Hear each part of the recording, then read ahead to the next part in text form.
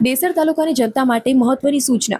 હવામાન વિભાગ દ્વારા આગામી 48 કલાક દરમિયાન ભારેથી અતિ ભારે વરસાદની આગાહીને પગલે ડેસર તાલુકાનું વહીવટીતંત્ર સંપૂર્ણ એલર્ટ પર મૂકવામાં આવ્યું છે. જિલ્લા અધિક કલેક્ટર શ્રી એન.યુ. પઠાણ સાહેબના માર્ગદર્શન હેઠળ ડેસર તાલુકાની જનતાને આગામી 48 કલાક સુધી બિનજરૂરી મુસાફરી ટાળવા અપીલ કરવામાં આવી છે. તમામ ઇમરજન્સી સેવાઓને સ્ટેન્ડ બાય પર રાખવામાં આવી છે.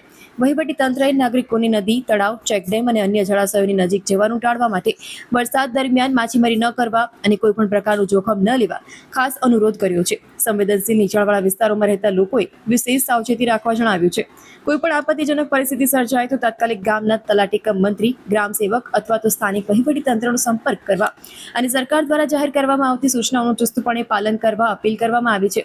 જિલ્લા અધિક કલેક્ટર શ્રી એન.યુ. પઠાણ સાહેબે જણાવ્યું છે કે જનતાની સુરક્ષા અમારી સર્વોચ્ચ પ્રાથમિકતા છે. તમામ નાગરિકોએ અફવાઓથી દૂર રહી માત્ર અધિકૃત માહિતી પર જ વિશ્વાસ રાખવો અને વરસાદ દરમિયાન સંપૂર્ણ સાવચેતી રાખવી. મારું નામ એન.યુ. પઠાણ છે. હું અધિક કલેક્ટર સ્પીપા તરીકે વડોદરા ખાતે ફરજ બજાવું છું. ગુજરાત રાજ્યમાં સર્જાયેલ ડીપ ડિપ્રેશન સિસ્ટમના કારણે આવનાર 48 કલાક દરમિયાન ભારેથી અતિભારે વરસાદ થવાની સંભાવના છે, જેના કારણે વીજળી ત્રાટકવાની તથા કેટલીક જગ્યાએ વાદળ ફાટવાની પણ સંભાવના છે.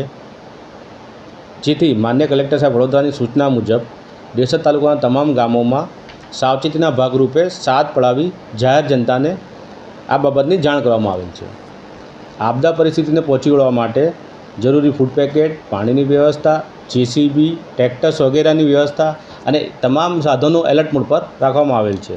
તાલુકાના તમામ ડિપાર્ટમેન્ટ જેવા કે police department, health department, forest department, R&B department વગેરે ડિપાર્ટમેન્ટોને પણ 20/7 એલર્ટ મોડમાં રાખવામાં આવેલ છે.